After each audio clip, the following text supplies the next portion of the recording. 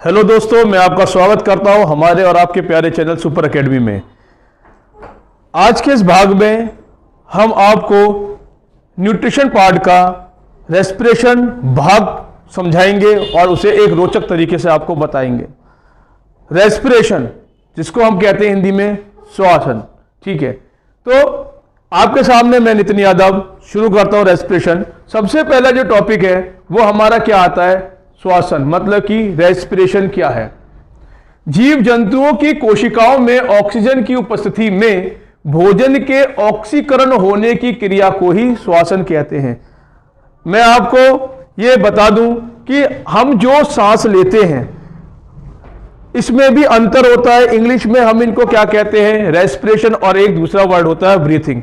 Breathing और respiration में अंतर होता है। सबसे पहले हम जो आपको समझाने की कोशिश कर रहे हैं वो क्या समझाने की कोशिश कर? श्वासन। रेस्पिरेशन क्या होता है? तो रेस्पिरेशन वो प्रक्रिया होती है जिसमें कि हमारे शरीर के अलग अलग भाग हिस्सा लेते हैं और हमारी इस प्रक्रिया को पूरी करते हैं। सबसे पहली बात, इसको समझाने से पहले मैं आपको एक और बात बता दूं कि हमें श्वासन की आवश्यकता क्यों है। हमें श्वासन की आवश्यकता इसलिए ज्यादा है कि जो भी हम भोजन करते हैं उसमें हम क्या लेते हैं? ऑक्सीजन लेते हैं, और हमारा शरीर उस भोजन को ग्लूकोज के रूप में तोड़ता है। और वो ग्लूकोज जब हमारे शरीर में चलता है तो वो किसकी सहायता से टूटता है? ऑक्सीजन की सहायता से ही टूटता है। अगर ऑक्सीजन नहीं होगी तो हमारा भोजन क्या नहीं होने का है? ग्लूकोज के रूप में फॉर्म में नहीं टूटने का है। तो सबसे पहला हमारा जो टॉपिक है वो यही है कि श्वासन, रेस्पिरेशन क्या है। तो रेस्पिरेशन में जीव जंतु, जो भी चीज जीवित है वो जीव जंतु क्या करती है? अपनी कोशिकाओं, सेल्स के द्वारा ऑक्सीजन की उपस्थिति में क्या करते हैं? ऑक्सीजन की उपस्थिति में भोजन का ऑक्सीकरण करते हैं। ऑक्सीकरण मीन्स ऑक्सीडेशन। ऑक्सीडेशन का मतलब क्या है? कि ऑक्सीजन की मौजूदगी में भोजन को, या ये कह सकते हैं कि ऑक्सीजन की मौजूदगी में होने वाली क्रिया को ही हम ऑक्सीकरण कहते हैं। तो ऑक्सीजन कहां से आई? जो हम सांस लेते हैं। तो उस क्रिया को हम क्या कहते हैं? श्वासन क्रिया कहते हैं। इसमें ऑक्सीजन ग्लूकोज को तोड़ देता है। कहने का मतलब क्या है कि जो भी हम भोजन करते हैं उसके अंदर को उसको ग्लूकोज के रूप में तोड़ता है। कार्बन डाइऑक्साइड, हाइड्रोजन और ऊर्जा हमारी क्या निकलने लगती है? जो भी हम भोजन करते हैं, जितना भी हम भोजन करते हैं उसमें जब हमारी ऑक्सीजन के साथ क्रिया होती है तो हमारा भोजन ग्लूकोज के रूप में टूट जाता है, साथ में कार्बन डाइऑक्साइड छोड़ता है और हाइड्रोजन निकालता है, और उसके साथ साथ सबसे बड़ी चीज क्या निकलती है? एनर्जी, ऊर्जा, जिससे कि हमारा शरीर चलता है। यही कारण है कि मृत व्यक्ति का शरीर ठंडा हो जाता है। तो आपने देखा होगा कि जो इंसान मर जाता है वो सांस तो ले नहीं रहा होता है। जब वो इंसान सांस नहीं ले रहा होता है तो वो क्या हो जाता है? मर जाता है। तो हमने देखा है कि जब भी हम उसे कभी छूते हैं तो वो क्या होता है? हमारा क्या होता है? ठंडा, बिल्कुल, उसके अंदर कोई भी गर्मी नहीं होती है। तो वो किस कारण से होती है? कि श्वासन क्रियाओं की वजह से होती है। जीव जंतुओं की कोशिकाओं में ऑक्सीजन की उपस्थिति में जो भोजन को हम क्या करते हैं? ऑक्सीकरण करते हैं। ठीक है, तो आपने समझ लिया कि ऑक्सीकरण क्या है। ठीक है, ऑक्सीकरण में भोजन को ग्लूकोज के रूप में तोड़ते हैं और साथ में हमारे और पदार्थ निकलते हैं, कार्बन डाइऑक्साइड, हाइड्रोजन और एनर्जी। ठीक है, श्वासन दो तरीके होते हैं, बाहरी श्वासन और कोशिकाओं और आंतरिक श्वासन। तो हमारे जो श्वासन है वो दो तरीके से था, बाहरी श्वासन और कोशिका श्वासन और आंतरिक श्वासन। ठीक है,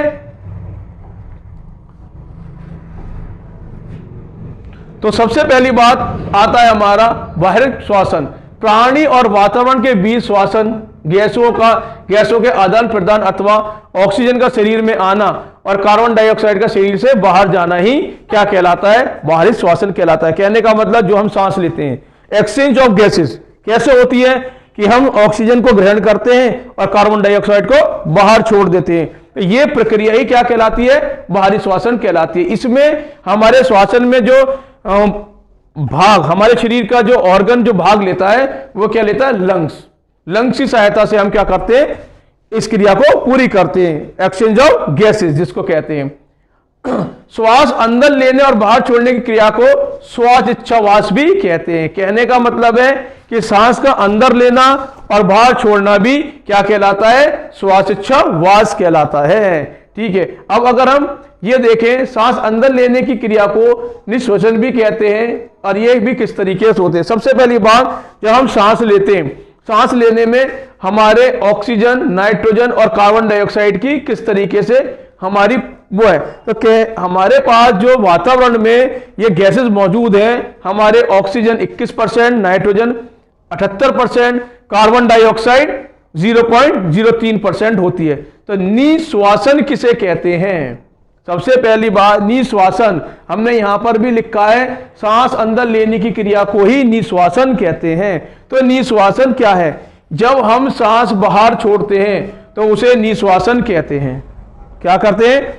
जब भी हम सांस बाहर छोड़ते हैं तो उसको क्या कहते हैं? हम निश्वासन कहते हैं। जितनी मात्रा में हम सांस अंदर लेते हैं उतनी ही मात्रा में हम सांस को बाहर भी छोड़ते हैं।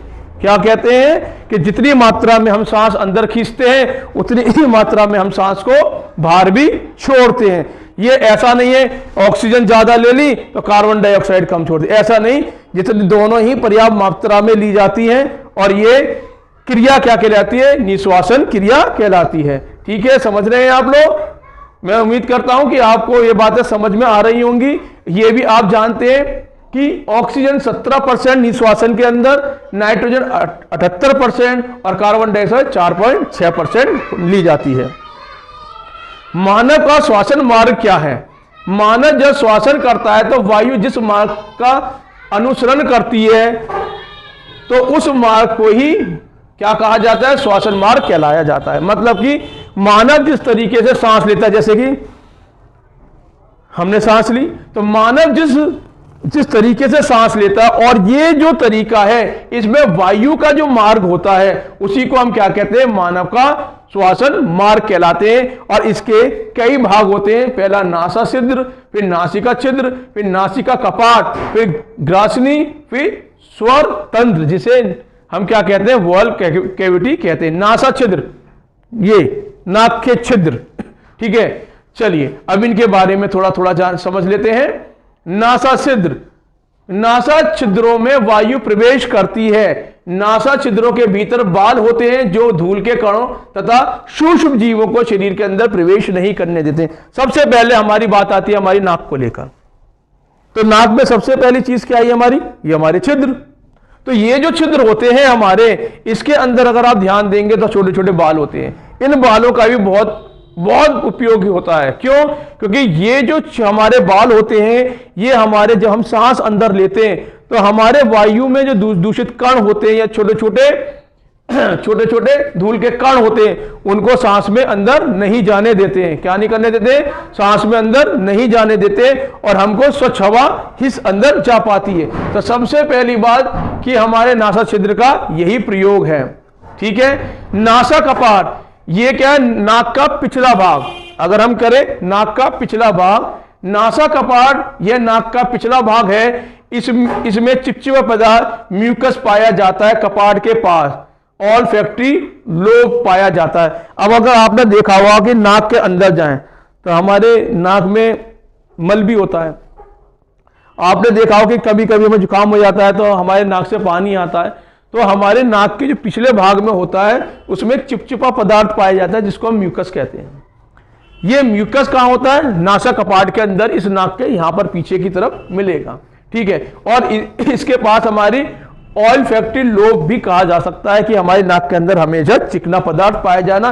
तो इसका भी एक फायदा है। ये क्या काम करते हैं कि जब हम चीजों को ग्रहण करते हैं और बालों से हमारी वो दूषित कण फिर भी अंदर चले जाते हैं, तो इसके ये क्या, ये चिपचिपा पदार्थ होता है, इसमें जाकर वो चिपक जाता है। ठीक है। और सिर्फ वायु ही हमारे शरीर के अंदर जाती है। अब हमारा तीसरा भाग आता है ग्रसनी। वायु नासिका छिद्रों से ग्रसनी में आती है। इस मार्ग से भोजन तथा वायु दोनों पाए जाते हैं। अगर हम थोड़ी देर के लिए क्या नाम है रेस्पिरेटरी सिस्टम का डायग्राम कंसीडर करें, सोचें, तो हम ये देख सकते हैं कि हमारे शरीर के अंदर मान लीजिए हम यहां से सांस ले रहे हैं, हम यहां से सांस ले रहे हैं और इस तरीके से नीचे हम सांस लेकर यहां पर हमारे दो फेफड़े हैं, तो हमारे जो ग्रासनी होती है वो कभी यहां पर पाई जाती है। इसमें से एक नली तो हमारी भोजन की होती है और एक नली हमारी सांस की होती है।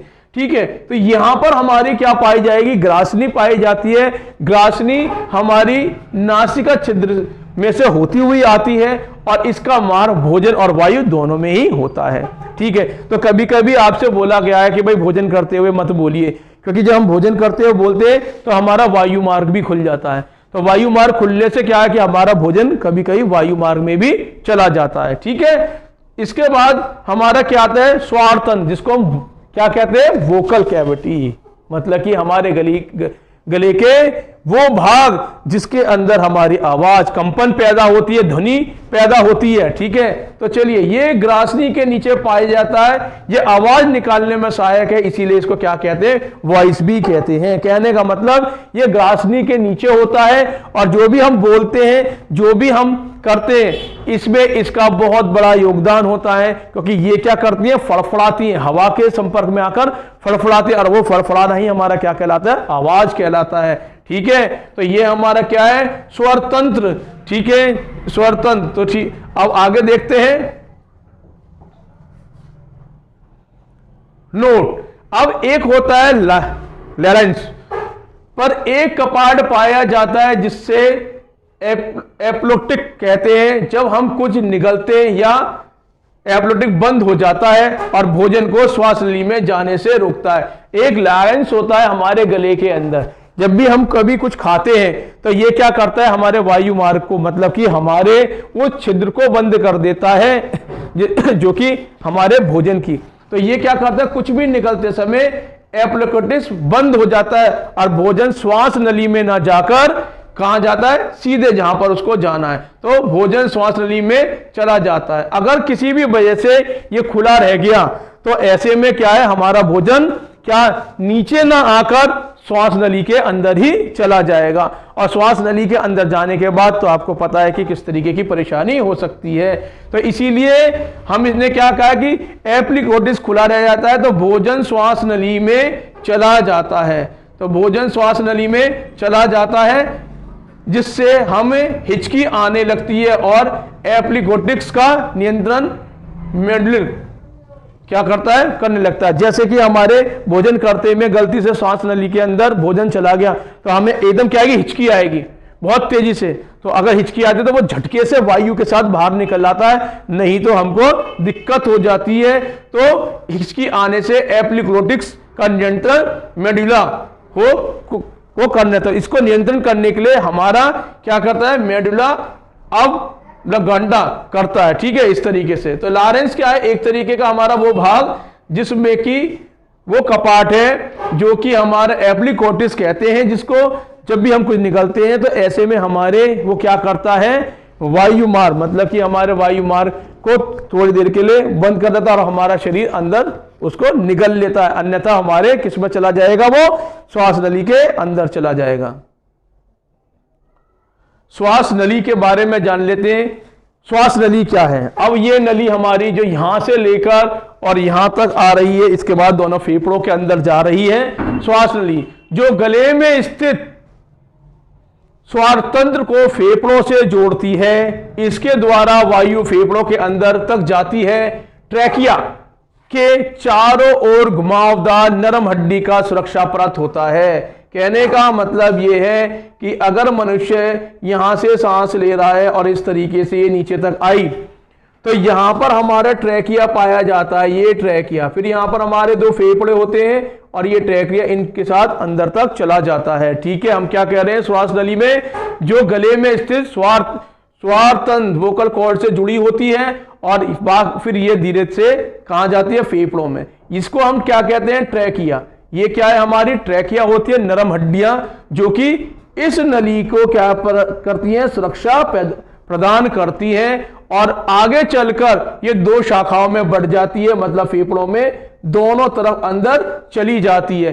और अंदर जाने के बाद इसके अंदर गुब्बारे नुमा चीजें होती हैं जिनको हम क्या कहते हैं, ब्रोंकाई, जिनको हम क्या कहते हैं, ब्रोंकाई। फेफड़ों के अंदर गुब्बारे जैसी चीजें पाई जाती हैं इनको हम क्या कहते हैं, ब्रोंकाई कहते हैं, और ये अंदर जाकर इसमें टूट जाती है। जब भी हम सांस लेते हैं तो फेफड़ों में ये ब्रोंकाई क्या हो जाती है, फूल जाती है, और जब सांस छोड़ते हैं तो ब्रोंकाई क्या हो जाती है, सिकुड़ जाती है। तो ब्रोंकाई का काम ही है कि एक गुब्बारा नुमा चीज जो कि ट्रैकिया से होते हुए जुड़ी हुई होती है, और सांस लेने और सांस छोड़ने में ये क्या होती है, बढ़ती और घटती है। ठीक है, आपको समझ में आया होगा। और इनको हम क्या कहते हैं आगे जाकर कि जब ये शाखाएं खत्म हो जाती है तो इनको ब्रैंकुलस भी कहा जाता है। ठीक है, तो एक बार फिर समझ लीजिए कि श्वास नली जो गले में स्थित स्वर तंत्र होता है उस वहां से लेकर फेफड़े तक जाती है, और इसके बाद जो वायु फेफड़े के अंदर इसी की सहायता से पहुंचती है।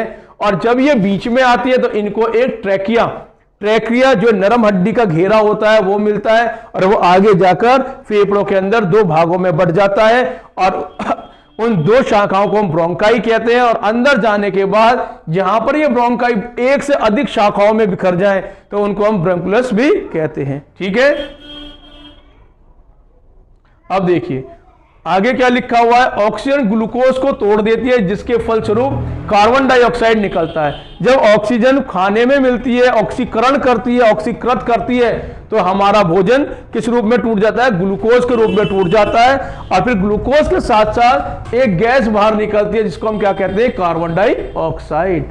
कार्बन डाइऑक्साइड को बांध लेता है और पुनः वायु कोष्ठक तक वापस आता है। कहने का मतलब है कि जैसे जैसे हमारे खून के अंदर ऑक्सीजन मिलती है, ग्लूकोज मिलता है, वो हमारे शरीर के सारे भागों में घूम जाता है। धीरे धीरे क्या होती है कि धीरे धीरे ऑक्सीजन ग्लूकोज के रूप में से तोड़ती हुई चली जाती है, तो कार्बन डाइऑक्साइड साथ के साथ निकलती रहती है। तो कार्बन डाइऑक्साइड को साथ में लेकर वापस आता है खून फेफड़ों में, और फेफड़ों से वो बाहर निकल जाती है। ठीक है, हम सांस छोड़ते हैं तो वायु में कार्बन डाइऑक्साइड बाहर निकल जाता है। जब भी हम सांस लेते हैं तो कार्बन डाइऑक्साइड क्या होगा, बाहर निकल जाएगा।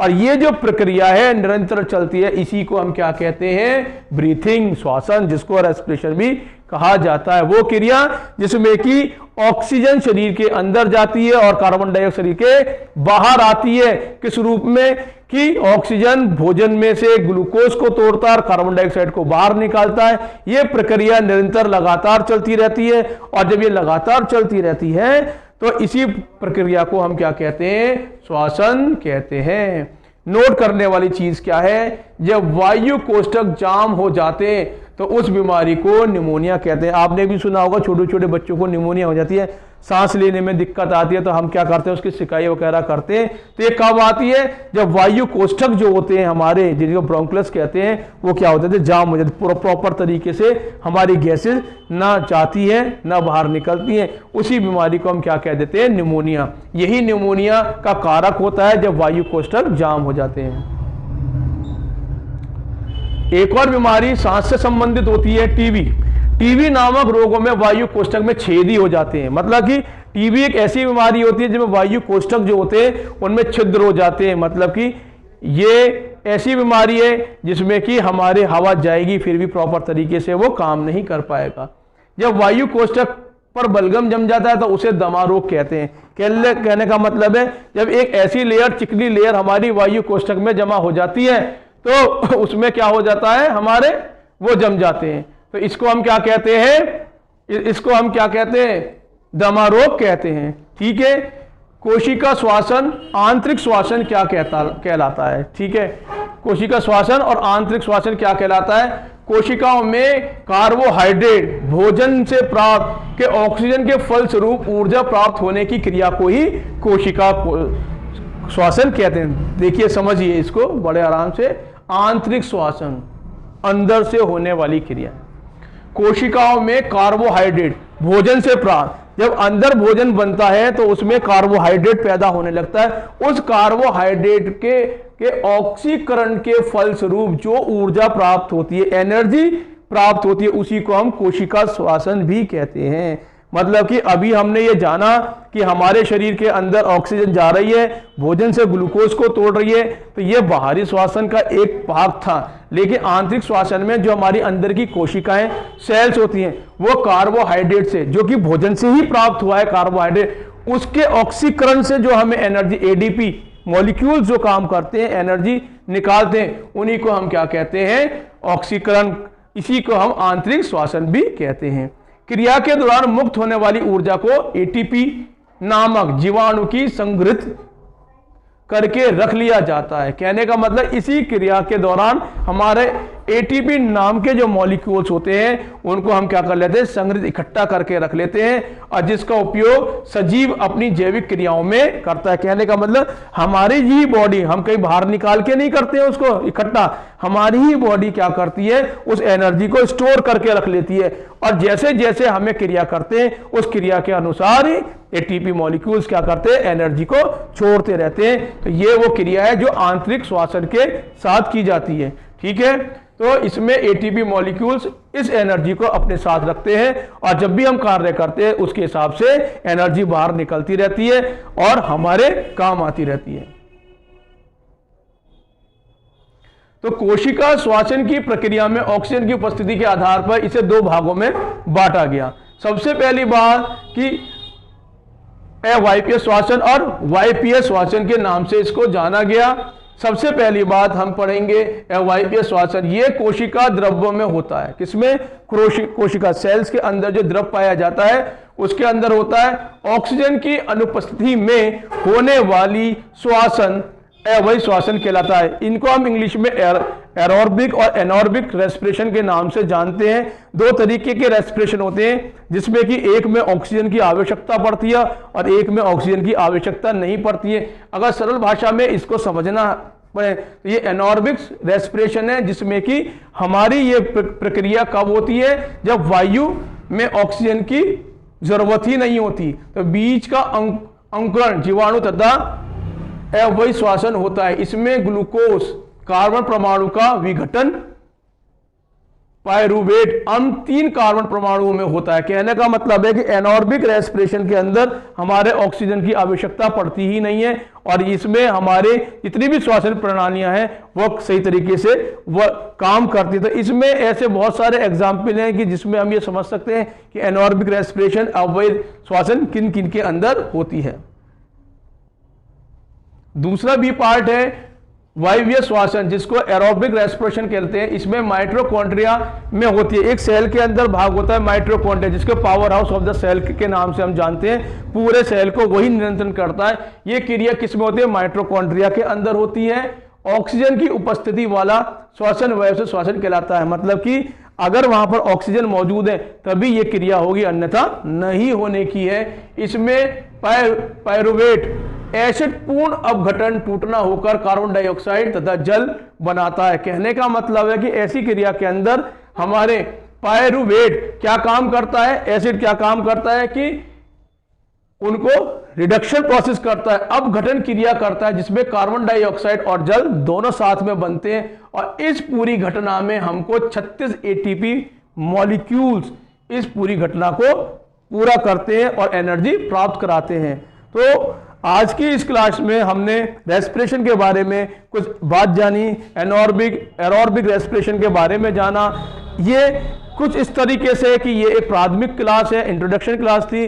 आप इसमें आगे पूरे चित्र के साथ ये समझेंगे कि रेस्पिरेशन किस तरीके से होता है और रेस्पिरेशन से हमारे शरीर को क्या क्या फायदे होते हैं। आगे की क्लास में बने रहिए और हमारे चैनल को सब्सक्राइब करते रहिए। जय हिंद, जय भारत।